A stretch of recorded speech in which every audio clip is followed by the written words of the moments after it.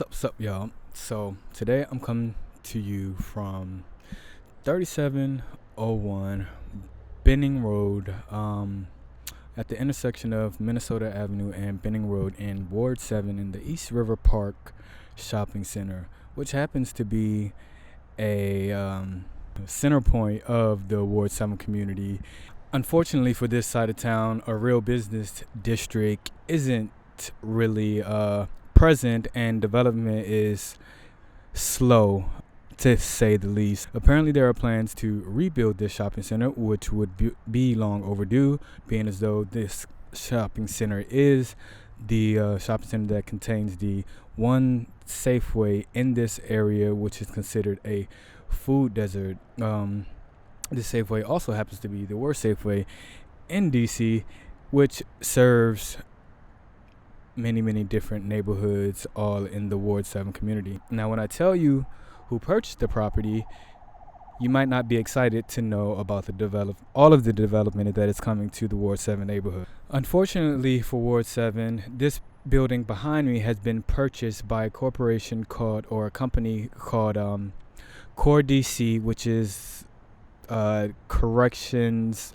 halfway house operator. They won the contract to replace their previous halfway house that was located in Ward 8, which was Hope Village, which was closed earlier this year due to a long laundry list of things wrong with a halfway house which served all of DC in the southeast community of over 300 beds.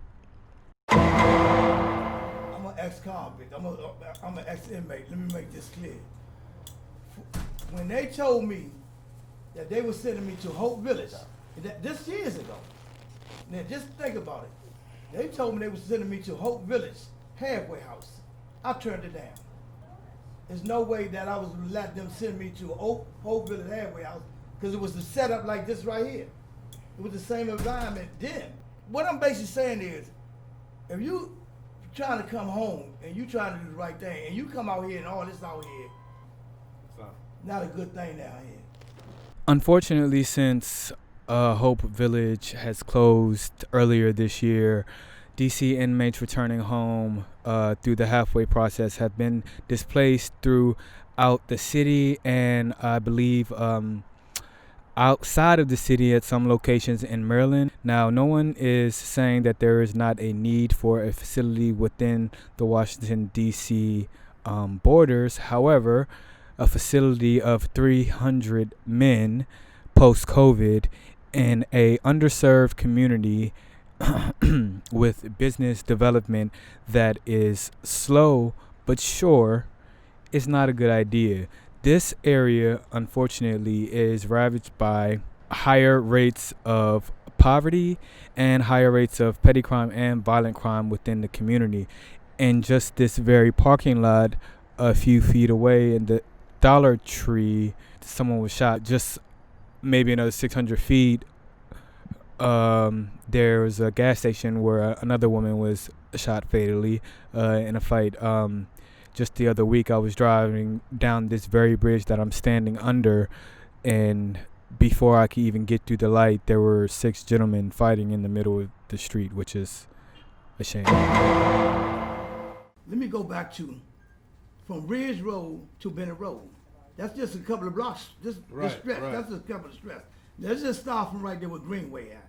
You got a gas station right there. At least 3 people have been killed at that gas station. At the Shell, right? Yeah. No, not the Shell. Valero. First, even before that young girl shot that other young girl. In the face. That was this summer. Right, recently. Before that, some other incidents happened down there. Even before that, right there. Let's go all the way back down the street, man. We gonna start from right there, go back down to some murders and some shootings. You know what I'm saying? Them two gas stations, what's the name of them? Shell and what's the one next to it? Sicko. Now Sicko and Shell. Them two gas stations right there alone, that had so much stuff that happened. Guys got shot there. Carjacking. You lose your car there. Carjacking. Then you come down with the Dollar Tree out, when you was talking about earlier. The Dollar Tree. A guy just got shot in front of the Dollar Tree, probably between the Dollar Tree in the liquor store somewhere in that area right there. That's in a front of young one right everybody. there, too. You know what I'm saying? Then you got to understand McDonald's. So many people that went in McDonald's and died that they don't really talk about on the news. They went into McDonald's and OD. There's a lot of ODing that happened down here. Opioid. drugs. Opioid. So When you go into the McDonald's, you think people are standing in line, they really just standing there. Like, literally. well, right now because of COVID-19, then it slowed the traffic down a little bit in there. So they got to block off. Only people that go in the McDonald's bathroom there is the people that work there. But you know, they sneak in and do their thing or whatever. But I don't come here today to complain about the community that I live in. I come today to say that the community that I live in deserves a fighting chance. And the idea that DC Corrections, DDOC, and this core DC who says they care about the community to put 300 jobless individuals into the center of a community that is already underserved. Now, I've done a survey about this facility coming to the neighborhood, and all of the property owners that live in my building and the vicinities around us agree that the crime in this area is not suited for people who are returning home to be reintegrated. Why would you put crime-prone citizens in a crime-prone part of town? It was a shooting that happened around a little after 8 o'clock. Right here on the side of the Subway restaurant, the Subway eatery. 2 young men was gunned down. I don't know their conditions, but they got pretty much, somebody came through and shot that area up, right? This is about a month ago. About a month ago. Just a month ago. Yeah, just a month ago. Now the crime that's happening right here on the side, which we talking about, you know, where they want to put the halfway house at. The police is powerless down that area. You know, for brothers or sisters coming to home trying to rehabilitate themselves into a halfway house to get jobs. This is like a became an open air drug market, right? The police can't even make nobody move. Because they have a no law now. I don't know where that no law came from, but There's no laws against loitering. Right. Right. That's what they call it. They got signs out there saying no loitering, but the police can't do nothing. If you want to think about it in terms of an economical standpoint, to drop 300 jobless people in the middle of a shopping center that's about to be redone would deter higher end businesses from coming to this shopping center once it is redone. For example, there's a apartment building with shops on the lower bottom right over the Minnesota Avenue line from Benning Road. Unfortunately, there are plenty commercial spaces that are open that have not been rented because businesses do not want to come to this part of town because of the reputation and the crime. The problem that I have with the business planning of Ward 7 is that in the last few years since I've been a property owner, I've seen the only development that I've seen has been for, you know, sort of philanthropic facilities. There's a So Others Might Eat building, which is basically a shelter that was built up right by the Benning Road station. I was happy to see that there's also a industrial bank, which we all know it's black owned, but right next to the industrial bank is the So Others Might Eat. So it's just a little bit of conflicting things in the business planning in Ward 7. Additionally, to bring 300 people with no jobs to an already poor part of town where there's already petty crimes like theft happening regularly, does not make sense. And I would like to see the city do some consideration in the type of planning that they do with Ward 7, because it seems like we are the forgotten ward. Ward 7 and 8 seems like we're part of the forgotten community.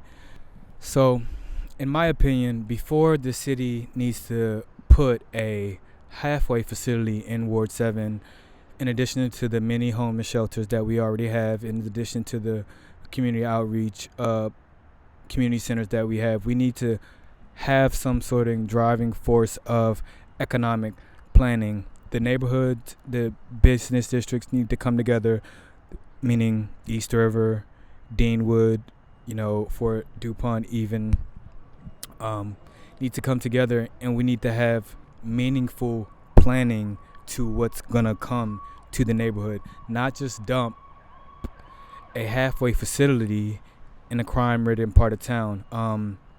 Ward 5 was able to fend this facility off from being able to come there, probably because the median income is much higher, and when you have people with pockets that are deeper, this is a political city. Things can or cannot happen when you have that sort of influence.